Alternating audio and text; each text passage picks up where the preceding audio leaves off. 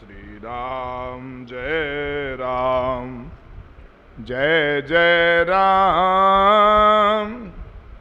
श्री राम जय राम जय जय राम। राम जय राम जय जय राम।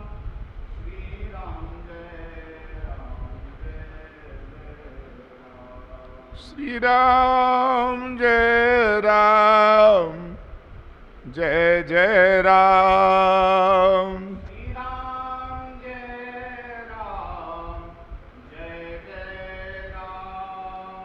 श्री राम जय राम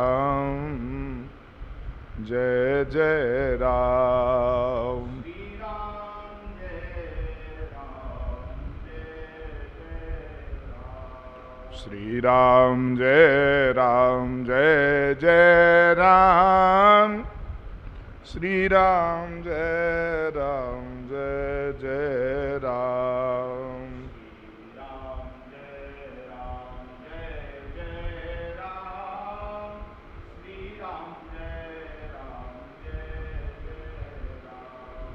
श्री राम जय राम जय जय राम। श्री राम जय राम जय जय राम। श्री राम जय राम जय जय राम।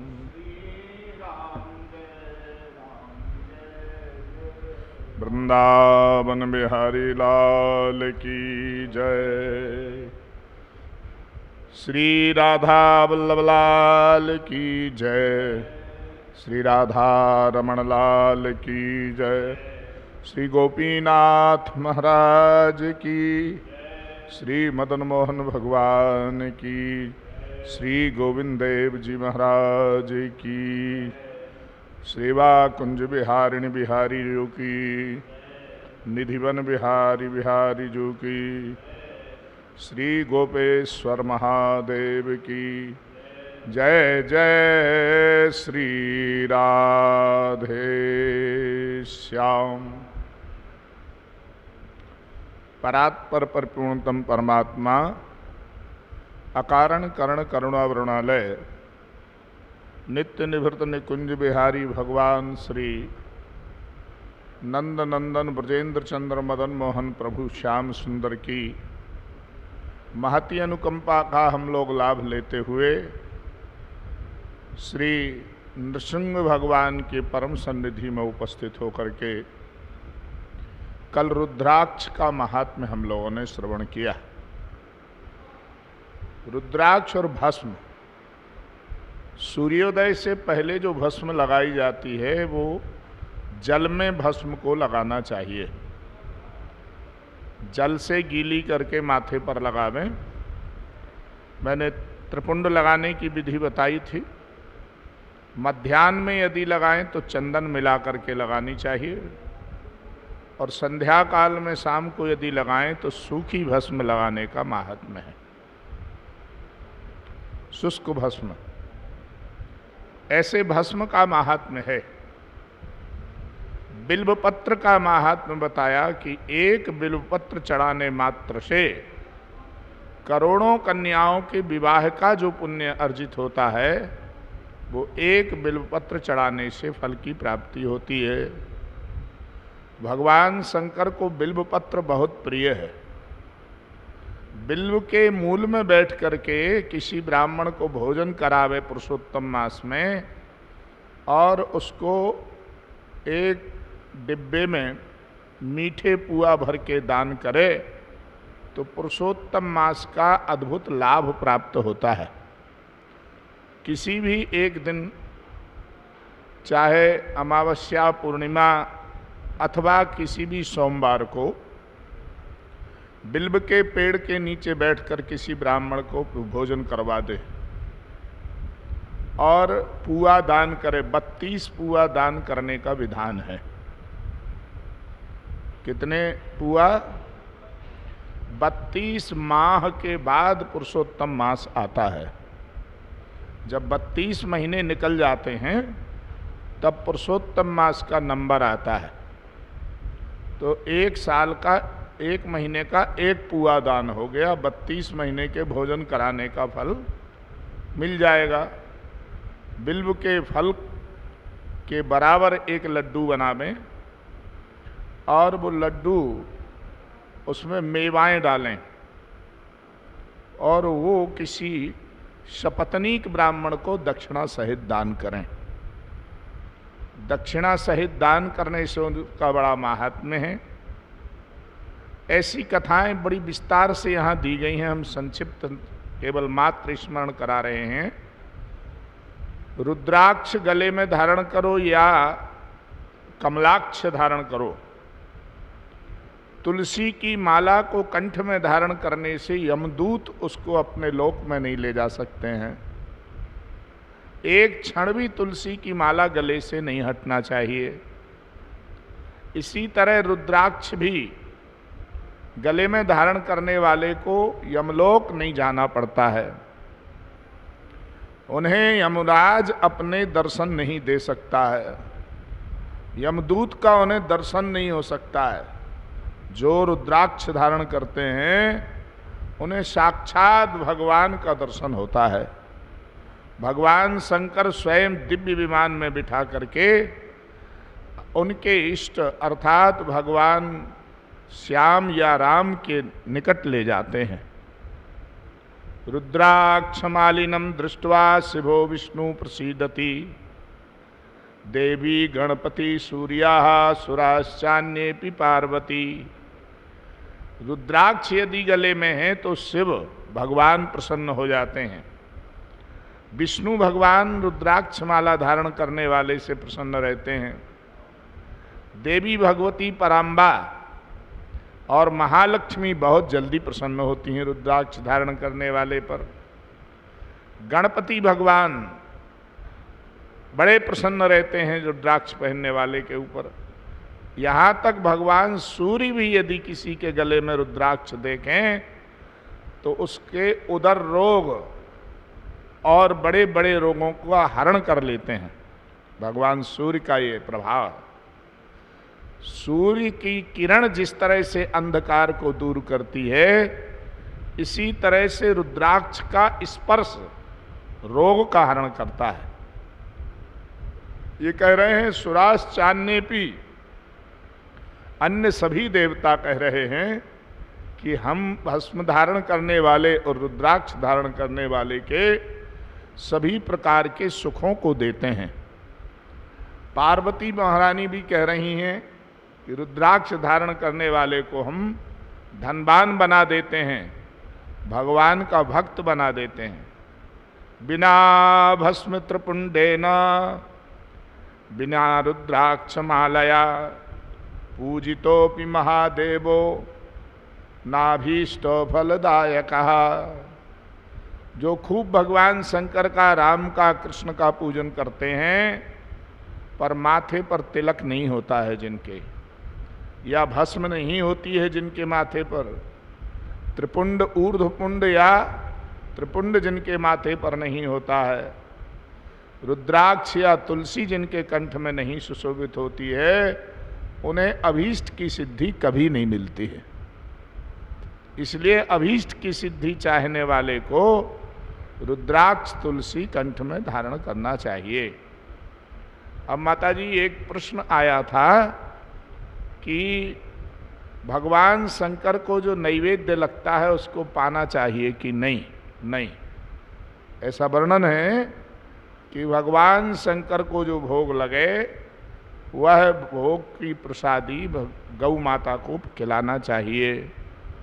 पर यदि शालिग्राम जी वहाँ बैठे हुए हों, शिव जी के पास शालिग्राम जी बैठे हों, या गणेश जी बैठे हों, या कार्तिकेय जी बैठे हों, या पार्वती नंदीश्वर साथ में बैठे हुए हों, तो शिव जी का प्रसाद पाना चाहिए। ये निर्णय हो गया। यहाँ स्पष्ट कर दिया उन्होंने कि उस प्रसादी को ग्रहण करने से भगवान कृष्ण की प्रसादी का फल मिलता है, क्योंकि वहाँ विराजमान है वैष्णव देव। ये गणेश जी जो हैं ये तो पार्वती के पुत्र बनकर के स्वयं श्री कृष्ण ही आए हैं।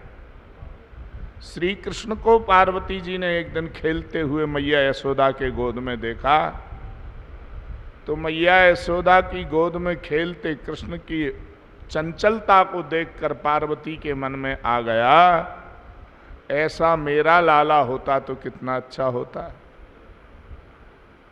तो कन्हैया मैया की गोद में बैठे बैठे कह रहे हैं, ऐसा थोड़ी मैं ही होता तो कैसा होता। तो माँ मुस्का गई और माँ ने कहा कि यदि तुम मेरे पुत्र बन जाओ तो मेरा कितना बड़ा सौभाग्य होगा। तो भगवान श्री कृष्ण ही गणेश बन करके आते हैं। हमारे यहाँ ब्रजवासी ब्राह्मण होते थे पहले, बड़े अनन्य होते थे, और वो श्री गणेशाय नमः नहीं करते थे, श्री कृष्णाय नमः कहते थे। किसी ने कहा भाई गणेशाय नमः तो बोलो, बोले हमारे लिए तो श्री कृष्ण ही गणेश हैं। क्यों? बोले जो गणों के ईश होते हैं उन्हीं को गणेश कहते हैं। जो ग्वाल वाल गण हैं हमारे, ग्वाल गण जो हैं उन गणों के हम ईश हैं, इसलिए ग्वाल गोप गणा नाम ईशा। वो तो गणेश हैं देव गणेश। कौन है वो? पार्वती के पुत्र कौन है? देव गणेश। और यशोदा के पुत्र कौन है? बोले गोप गणेश। ये ग्वालों के गणेश हैं, ग्वाल गणों के ईश हैं, इसलिए इनको गोप गणेश कहते हैं। बोलो गोप गणेश भगवान की जय। तो नंद नंदन को गणेश मानते हैं हमारे यहाँ। अब ये कहते हैं गणेश जी की जो सूंड है वो बड़ी लंबी लंबी सूंड दिखती है और उदर है उनका। तो हमारे लाला का जो पैर का अंगूठा है वो ऐसे लगता है गणेश जी का सिर है ये, और लाला के पैर में जो उठा हुआ स्थान है वो गणेश जी की तौंद लग रही है कि ये तो तौंद है। और जो अंगूठे के नीचे वाला भाग ऐसा टेढ़ा सा जो है जिसमें गजरेखा होती है, वो ऐसे लग रहा है जैसे गणेश जी की सूंड है, ऐसे लग रहा है। और भगवान का चरण ऐसे रखा हुआ है, तो भगवान के चरण को गणेश मान लेते हैं ब्रजवासी। बोलो गणेश भगवान की जय। तो भगवान गणेश भी प्रसन्न होते हैं रुद्राक्ष की माला धारण करने से। अब कल हमने आपको एक बात बताई थी कि कितने मुख का रुद्राक्ष धारण करने से क्या लाभ होता है। उसमें एक बात सर्वश्रेष्ठ है, 3 मुखी रुद्राक्ष सबको धारण करना चाहिए, जिससे विद्या और भक्ति दोनों प्राप्त होती है। भक्ति भी मिलेगी और विद्या भी मिलेगी और मोक्ष भी मिलेगा, तीसरी चीज भी मिल जाएगी। बल बुद्धि विद्या देव मोहि हरहु। हनुमान जी का स्मरण करने वाले को ये सब मिलता है। इसी तरह से रुद्राक्ष की महिमा है। चलिए अब हम आपको रुद्रखंड में, रुद्र संहिता में प्रवेश करा रहे हैं। भक्ति का फल ही भगवान का दर्शन है।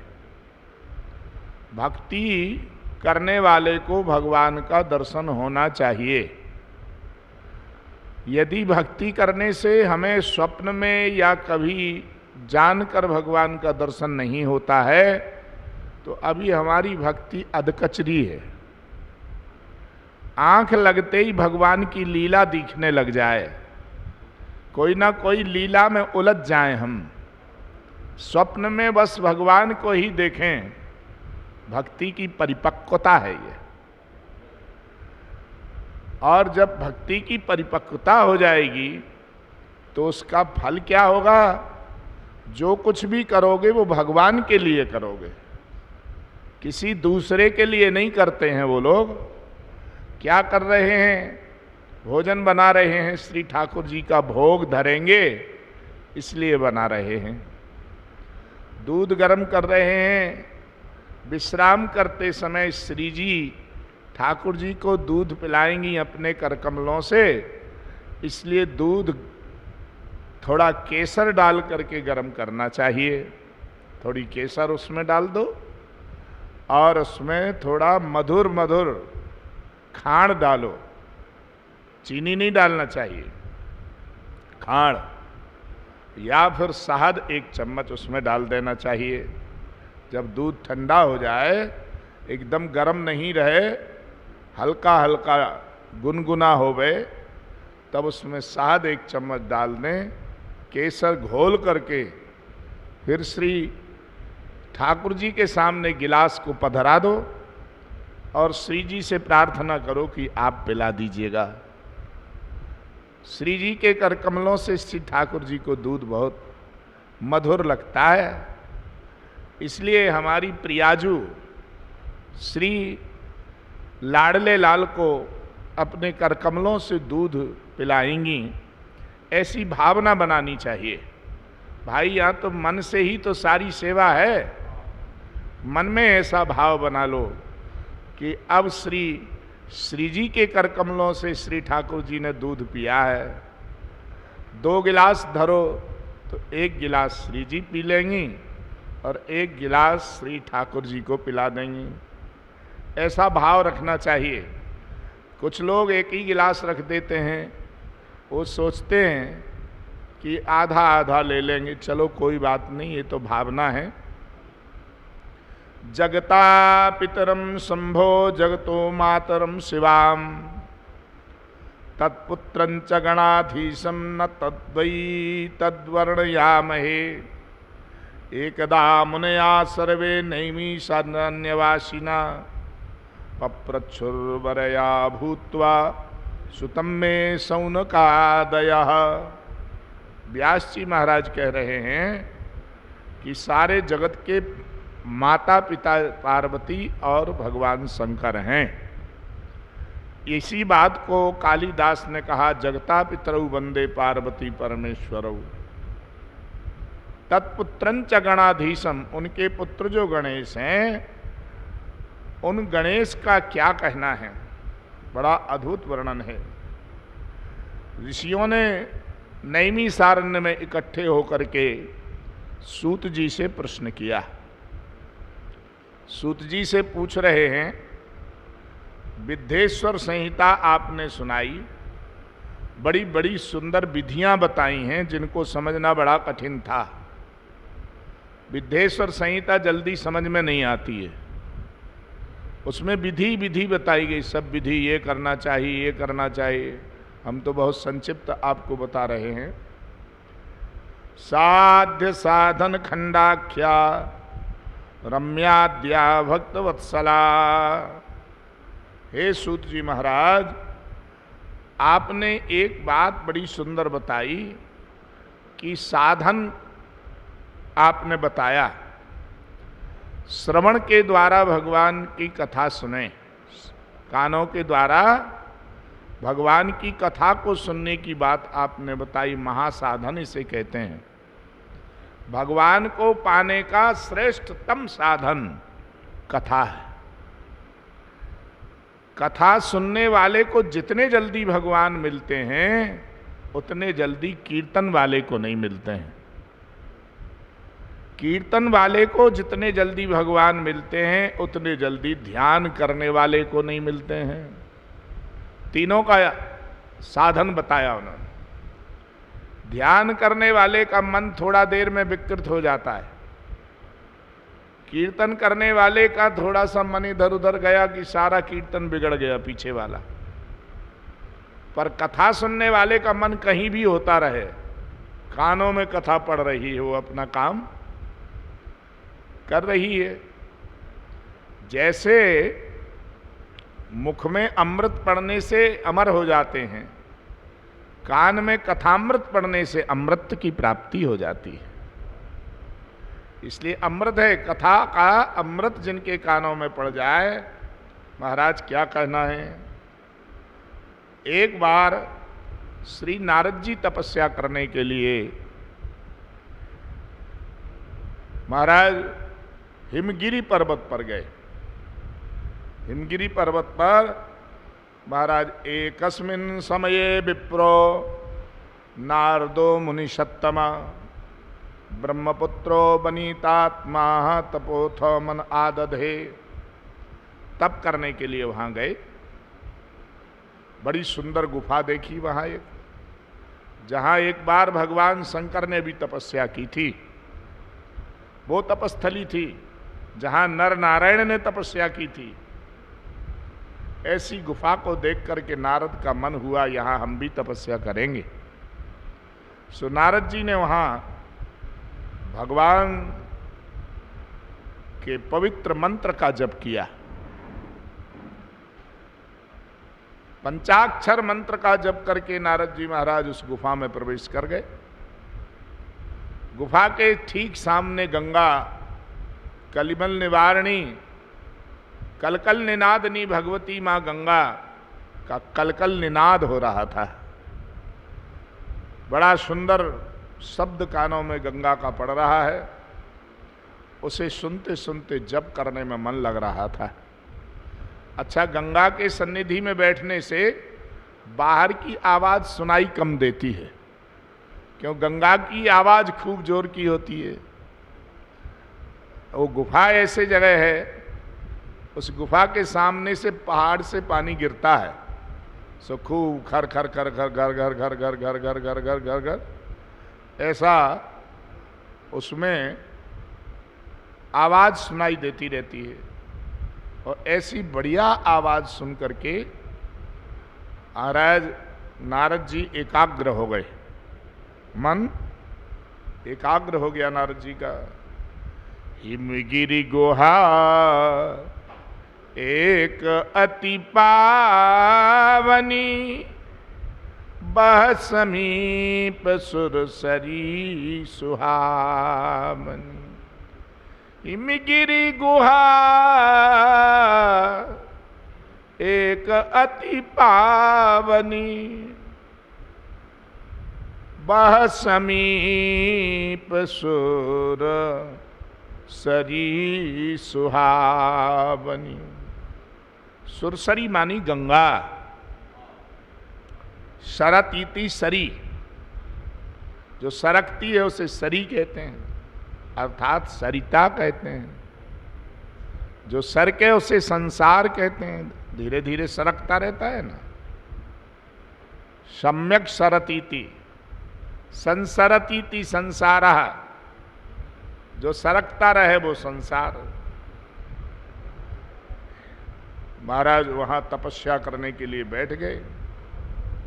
पर जब कोई तपस्या करने बैठता है माता जी, तब इंद्र को संदेह हो जाता है कि ये तपस्या करके कहीं मेरी आसन तो नहीं छीनना चाह रहा है।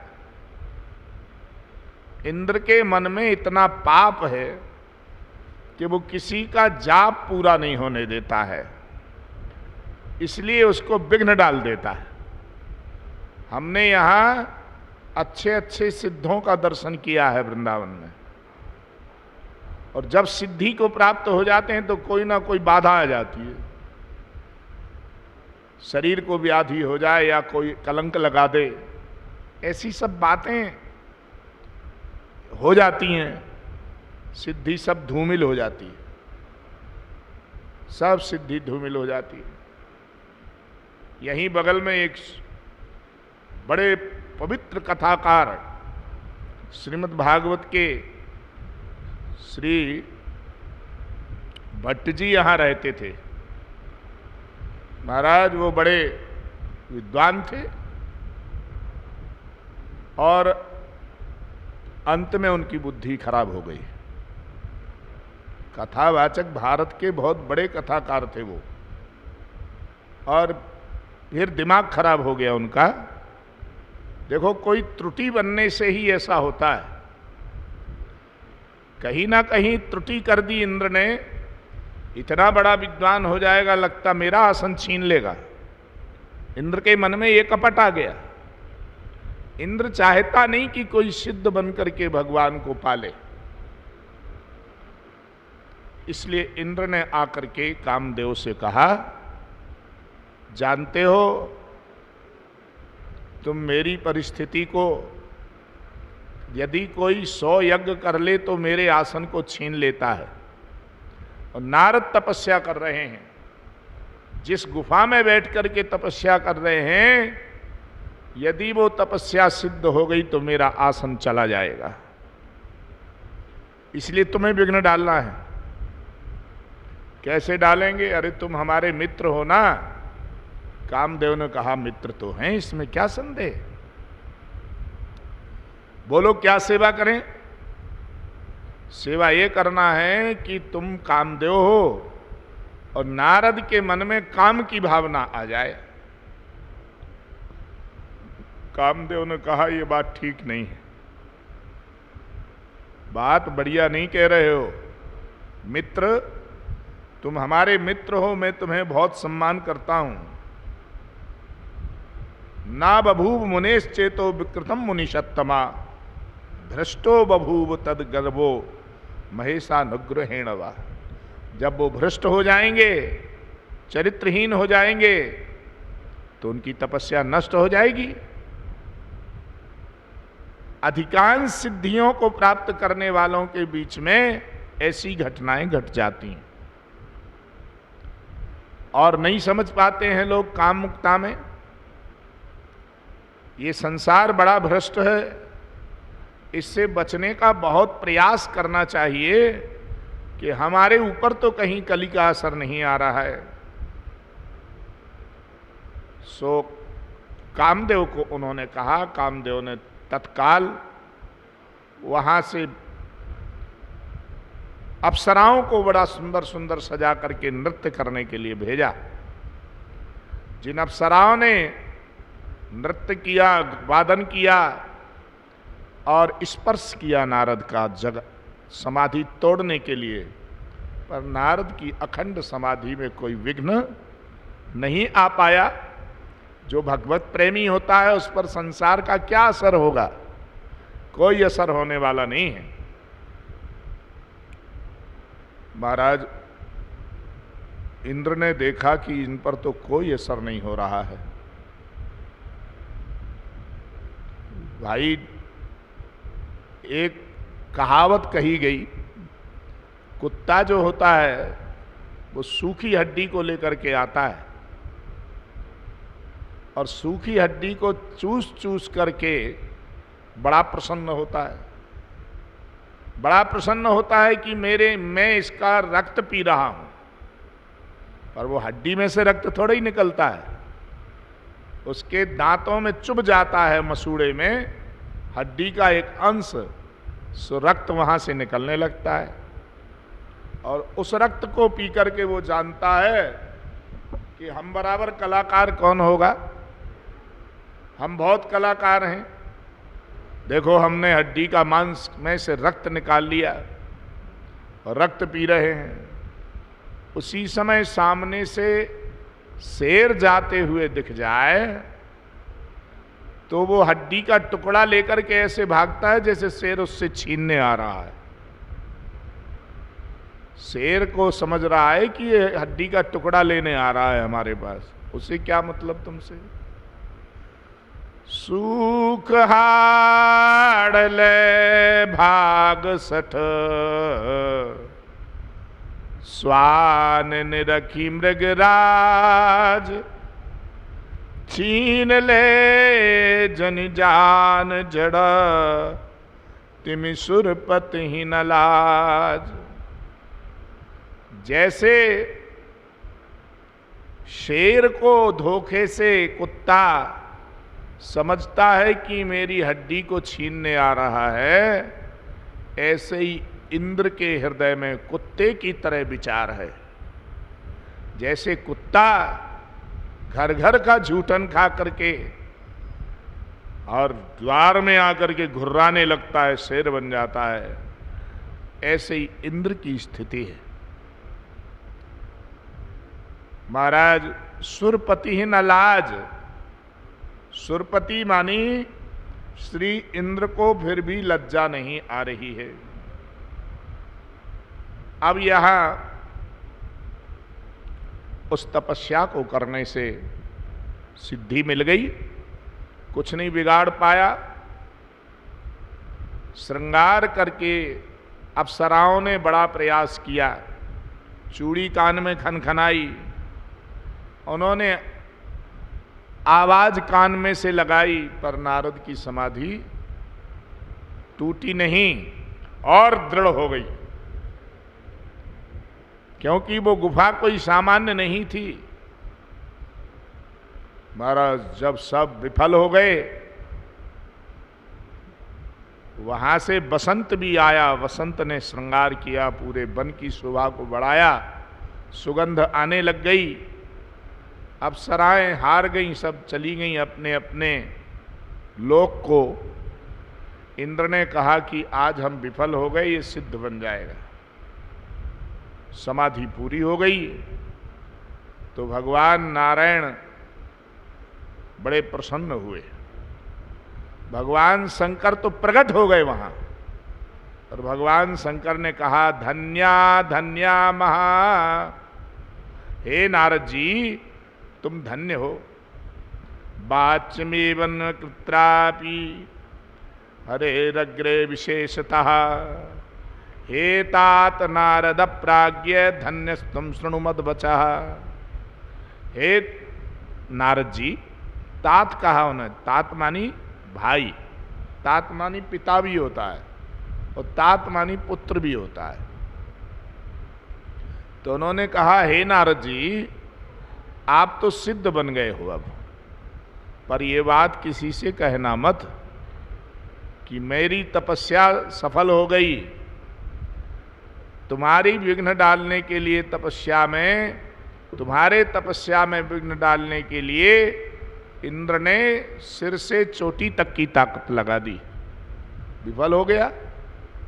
लौट करके चली गई, उसके सारे साधन विफल हो गया। महाराज ऐसा जब सुना नारद जी ने तो उन्हें अचंभा हो गया, मैं सिद्ध बन गया, अरे मैं सिद्ध बन गया, मैं सिद्ध बन गया, मेरे को किसी ने विघ्न नहीं डाल पाया, मेरे जैसा योगी कौन हो सकता है। भगवान शंकर ने कहा ये बात हमने तुम्हें बताई, तुम किसी को बताना नहीं। सही बात है माता जी, किसी को ये कह दो कि ये बात बताना नहीं तो वो जरूर बताएगा। यदि अपन ये कहो ऐसा हुआ तो वो भूल जाएगा, पर ये कह दो ऐसा हुआ ये हम तुम्हें बता रहे हैं, किसी को बताने के लिए नहीं, केवल एकांत में हमने आपको बताया है। आप तो मेरे स्वभाव को जानते हो, कोई से बताना मत। अब वो बात जरूर बताएगा, एडवर्टाइज करेगा। वो एडवर्टाइज करने के लिए ये बात जरूर कह देना चाहिए, किसी को बताना मत, तो जरूर करेगा। अब नारद जी का पेट फूल गया, किससे कहें, किससे कहें भाई। भगवान शिव तो चले गए ऐसा कह करके, पर वो चल करके भगवान विष्णु के लोक में आए। भगवान विष्णु से बोले प्रभु जानते हो मैंने तपस्या की उस गुफा में, हिमगिरी की गुफा में जा करके, किसी तरह का कोई विघ्न इंद्र ने नहीं डाल पाया, एड़ी से चोटी तक की ताकत लगा दिया, पर मैं निर्विघ्न तपस्या करके आया हूं। मेरे जैसा तप करने वाला कोई होगा दुनिया में। भगवान नारायण ने कहा धन्य हो तुम, विरक्त शिरोमणि हो नारद जी, तुम तो, तुम्हारे विषय में हम क्या कहें। धन्यस्तम मुनिशार्दूल तपो निधिरुदार धीहि, भक्ति तत्रिकम न स्याद काम मोहादयो मने। तुम्हारे अंदर काम का मोह आ ही नहीं सकता था नारद जी, तुम्हारे हृदय में काम भावना नहीं है। न किसी तरह का संसार का विकार है। विकारस्तस्य सद्यो वही, संसार के विकार तो तुम्हारे पास आते नष्ट हो जाते हैं। यदि वो आए तो तुम्हारा स्पर्श होने से पहले ही वो नष्ट हो जाते हैं। क्या बिगाड़ सकते हैं? भगवान ने और चढ़ा दिया। नारद जी ने भगवान को बताया तो भगवान ने और चने के पेड़ पर चढ़ा दिया। अब उनको भगवान ने विचार किया, बड़ा अहंकारी हो गया, चलो इसको देख लेते हैं।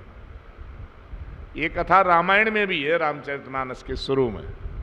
लगता है गोस्वामी तुलसीदास ने से पुराण पढ़ा होगा उस दिन, रुद्र संहिता का रुद्रखंड पढ़ा था और बोई की बोई कथा सीधी की सीधी लिख दी वहां।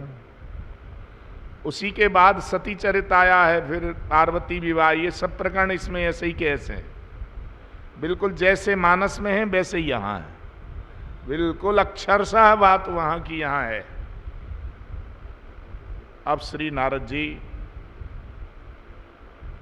वहां से चल पड़े, ब्रह्मा जी के पास गए। ब्रह्मा जी को बोला, जानते हो मैं तपस्वी हो गया हूं, मैं सिद्ध बन गया हूं। ब्रह्मा ने कहा, बेटा वो तो होना ही चाहिए, हर साधु का धर्म है तपस्या करना। बहुत अच्छा हुआ तुम तपस्वी हो गए, पर ये बात किसी को बताना नहीं।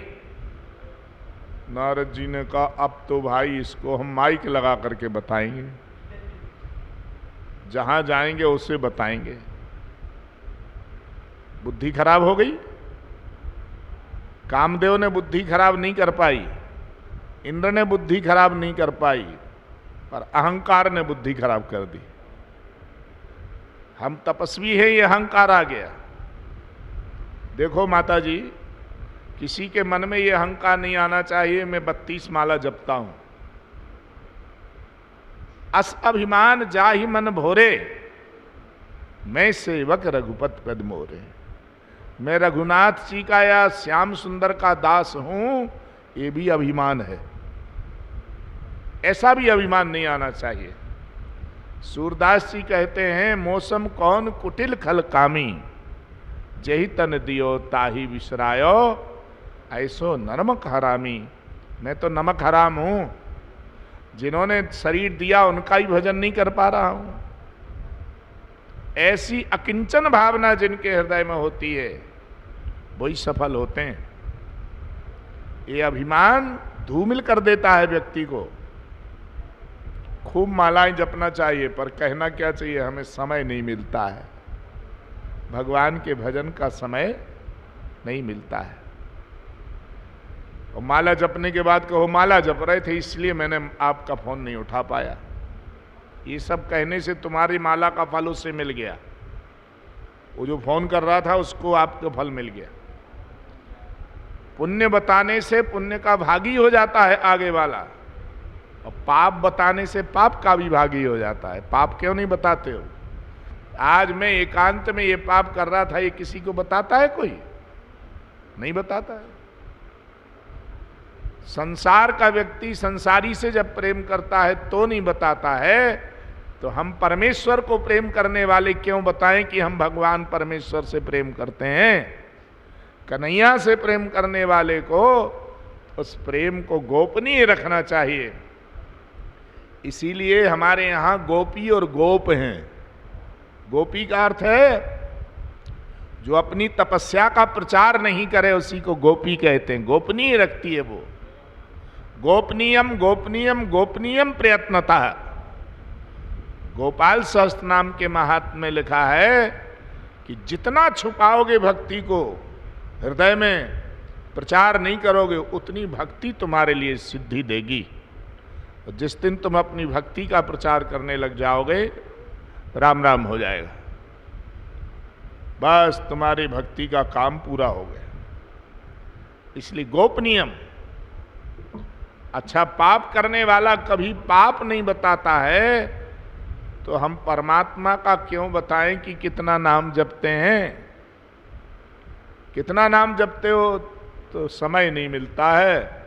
जो ठाकुर जी की इच्छा होती है वो उनकी कृपा से कुछ हो जाए, ये उनका अनुग्रह है।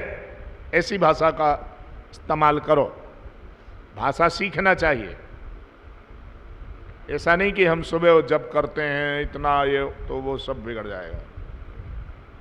नारद जी रास्ते में चल रहे थे, भगवान ने तुरंत माया फैलाई, ये तो पागल हो गया है, चलो इसको फंसा दो। नारद जी को फंसाने के लिए उन्होंने तुरंत अपनी माया को फैलाया। एक दिव्य नगर बड़ा सुंदर सजा हुआ सामने दिख गया।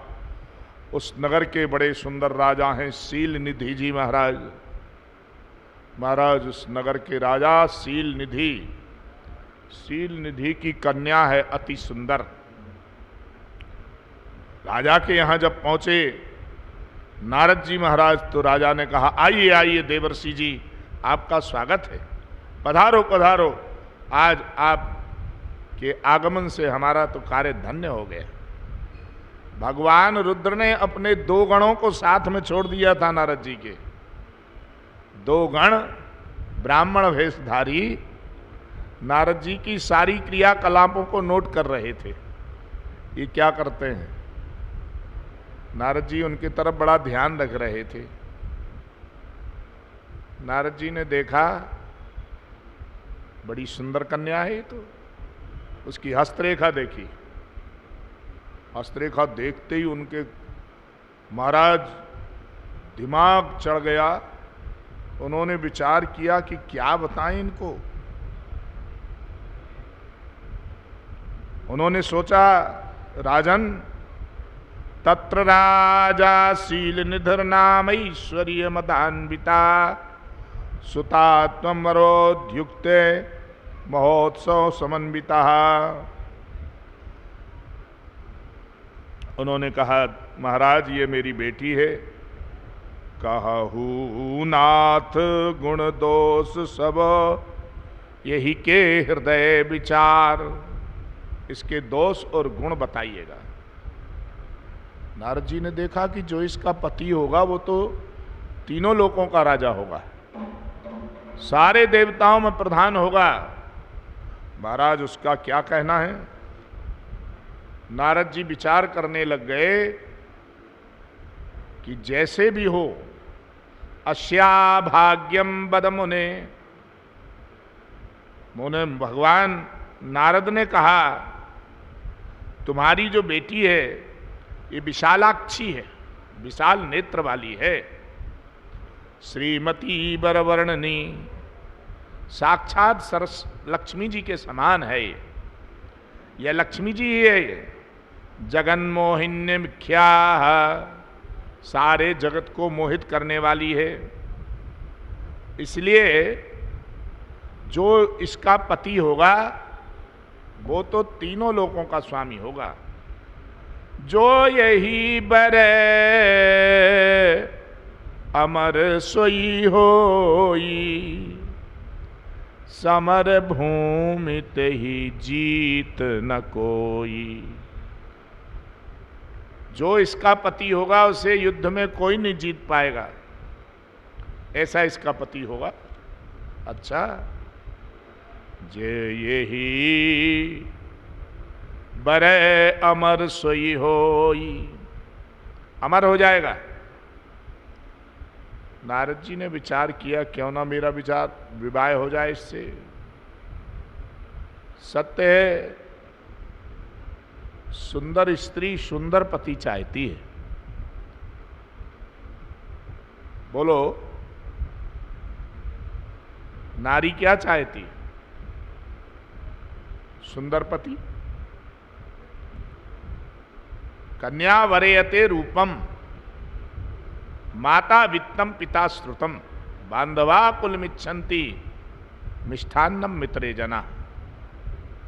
बंधु बांधव लोग क्या चाहते हैं विवाह में? खूब खाने पीने मिले, मिठाइयाँ खूब मिले, यही तो चाहते हैं। इनका घर चाहे बिगड़े या बने, हमें क्या लेना देना है, हमको खूब खाने मिलना चाहिए। बाराती तो यही चाहते हैं ना। पर माँ चाहती है कि बहुत धनवान पति मिले हमारी बेटी के लिए। जिसका नाम हो इस लोक में।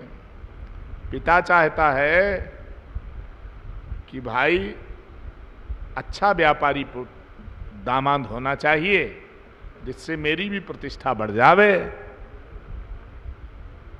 माता वित्तम पिता श्रुतम, और लोग कहें क्या रिश्तेदारी की है, बहुत अच्छे लोग हैं। पर लड़की चाहती है कि ये सब हो या ना हो, पर सुंदर होना चाहिए। पति कैसा हो? सुंदर हो। कन्या वरयते रूपम, मैं यदि सुंदर नहीं होऊंगा तो मेरे साथ विवाह कैसे करेगी ये? इसलिए सुंदर बनना चाहिए। सुंदर बनने के लिए तो कुछ करना पड़ेगा। सो नारद जी वहां से चल पड़े। नारद जी ने कहा ये सुंदरता तो भगवान के पास मिलेगी, चलो प्रभु के पास चलते हैं। भगवान से कहेंगे प्रभु आप अपना रूप हमें दे दो।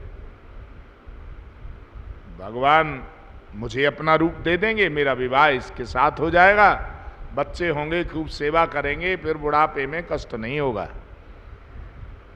शेख चिल्ली के तरह वो एक बेचारा व्यक्ति जा रहा था, वो सोच रहा था कि कल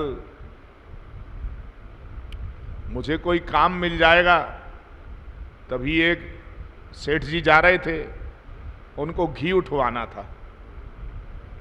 देखो भाई ये घी का बड़ा हुआ घड़ा है, इसको रमण रेती तक ले जाना है। बोले ठीक है ले जाएंगे, 100 रुपया तुम्हें हम देंगे। उन्होंने कहा वाह यार 100 रुपया मिल रहा है, लाओ हम सिर पर रख लेते हैं।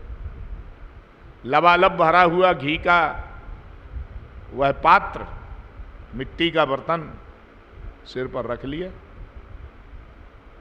सोच रहे अब 100 रुपया मिल जाएगा तो फिर मैं 100 रुपये से व्यापार करूंगा, उससे 200 हो जाएगा, फिर 1000 हो जाएगा, फिर मैं उससे कार खरीद लूंगा, फिर कार चलाऊंगा, व्यापार करूंगा। और व्यापार करूंगा, कार में हम बैठेंगे, हमारी बीवी बैठेगी, बच्चे बैठेंगे। ऐसे सोच रहा था मैं कार चलाऊंगा, तभी कार टकरा गई एक पेड़ से। और जो ही टकरानी सोई, सिर पर का घड़ा नीचे आ गया। सेठ जी ने कहा क्या कर रहा है? बोले बाबा मैं क्या कर रहा हूं? बोले तूने मेरा घड़ा फोड़ दिया, घी फैला। अरे तेरा तो घड़ा ही घी फैला है, मेरी तो सारी गृहस्थी उजड़ गई, मेरी सारी गृहस्थी उजड़ गई। बोले कैसे? ऐसा सोच रहा था, ये होगा फिर ये होगा वो होगा।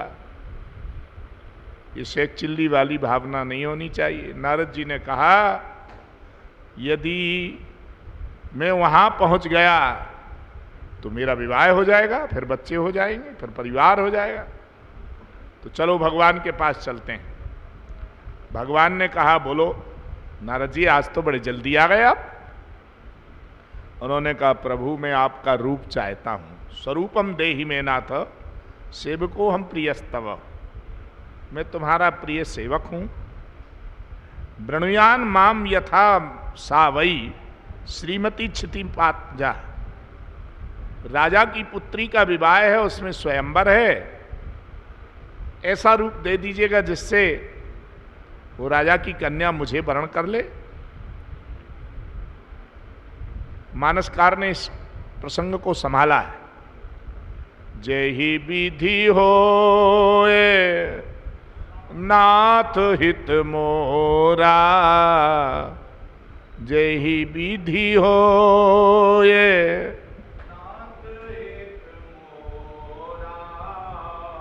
करिए बेग, करिए सो बेग दास मैं तोरा।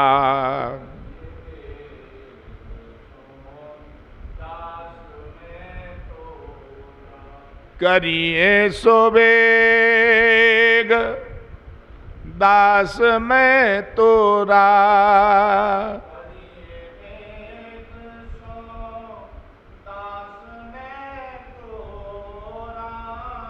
करिए सो बेग दास मैं तोरा।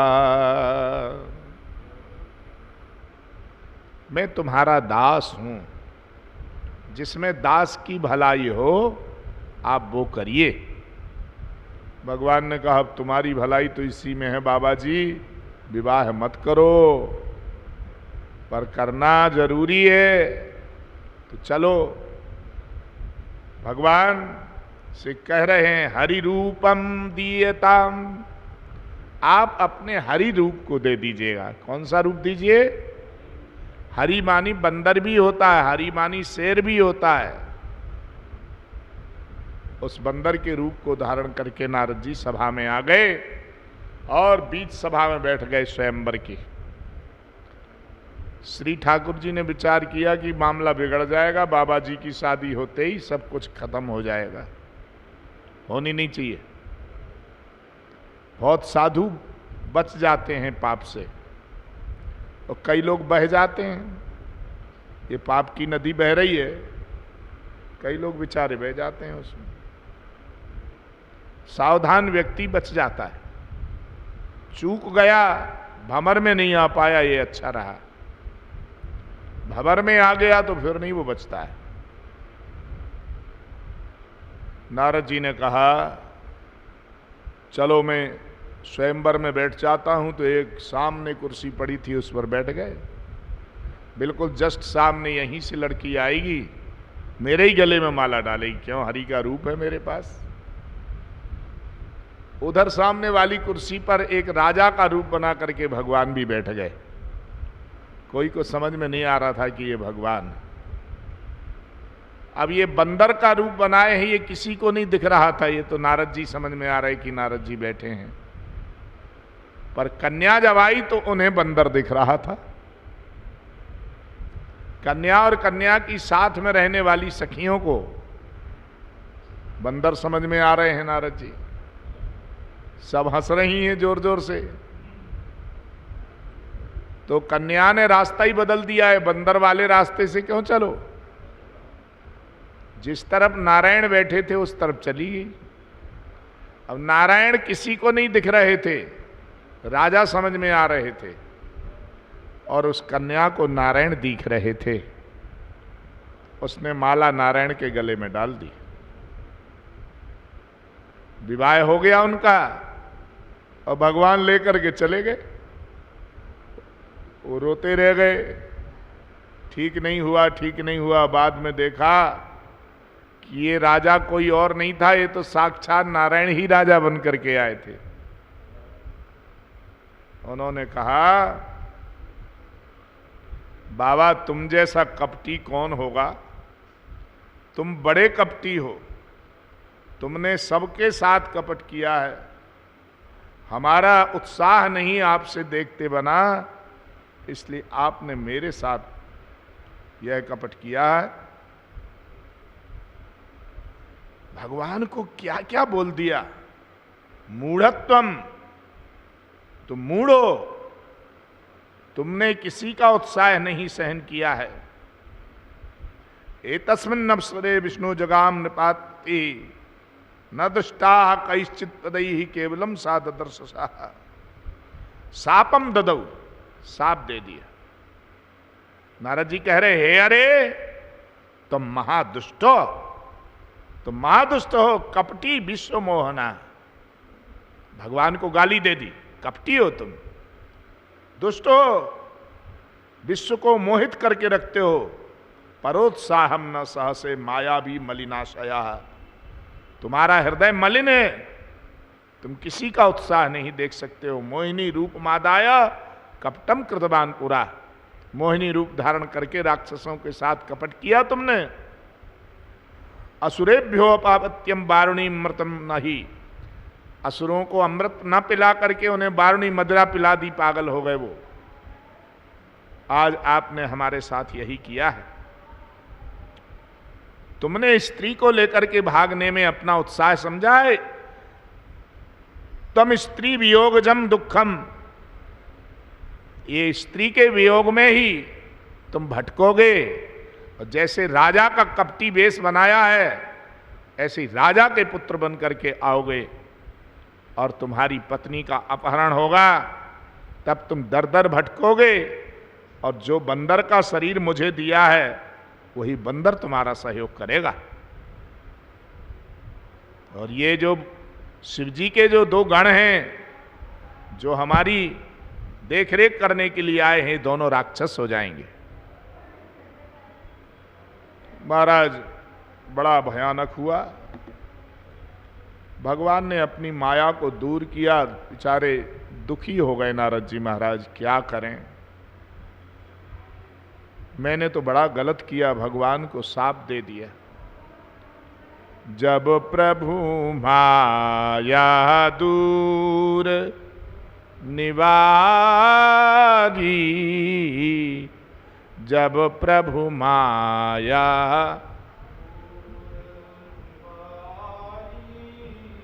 नहीं तारा मान राजकुमारी।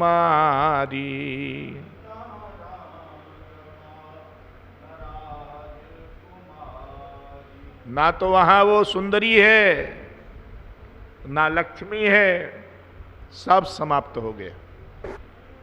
बेचारे सोचने लग गए नारद जी, मैंने तो क्या किया था। हे भगवान, ये क्या था। भगवान ने कहा, ये माया थी। तुम्हें अभिमान हो गया था मैं माया से बच गया।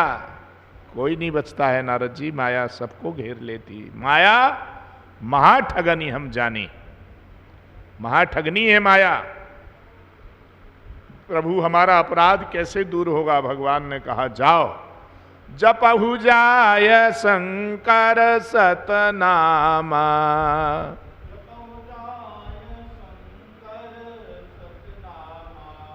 होई हृदय तुरत विश्रामा, होई है हृदय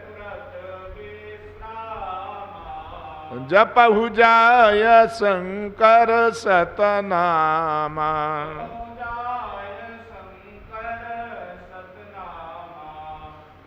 भगवान कह रहे हैं, त्यक्त्वा सर्व संशयम, सभी संशय को त्याग करके सर्वे गायन शंकर सदृशा। भगवान शंकर के सामने जाकर के सतम नाम शिव स्तोत्रम, शतनाम का स्तोत्र है शिव जी का, वो 100 नाम वाला स्तोत्र का पाठ करो। एक रामायणी जी थे, वो कहते थे जपऊ जाए शंकर सतनामा। मध्य प्रदेश में एक शहर है सतना, सो वो कहते थे, वो भी मध्य प्रदेश के आसपास के ही थे, वो कहते थे कि भाई सतनामा, सतना में जाकर के शंकर का नाम जपो, सब ठीक हो जाएगा। ऐसी हंसी करते थे वो। भगवान शिव के 100 नाम जपने से पाप की निवृत्ति होती है। इन्हीं बातों के साथ आज का प्रकरण विश्राम होता है। कल के दिन फिर मिलेंगे, परसों तक कथा चलेगी। शिव पुराण की जो कथाएं हैं अभी 2 दिन और होंगी, फिर उसके बाद दूसरे कोई कथावाचक आएंगे। हमको बाहर प्रवास में जाना है, इसलिए कल और परसों और हम शिव पुराण सुनाएंगे। थोड़ी थोड़ी सी कथाएं जो हो जाती हैं 1 घंटे में, वो आपको हम सुनाते हैं। श्री राम जय राम, जय जय राम।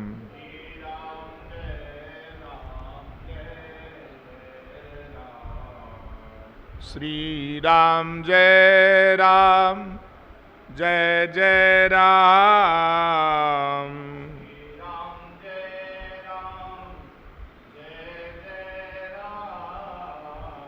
श्री राम जय राम, जय जय राम।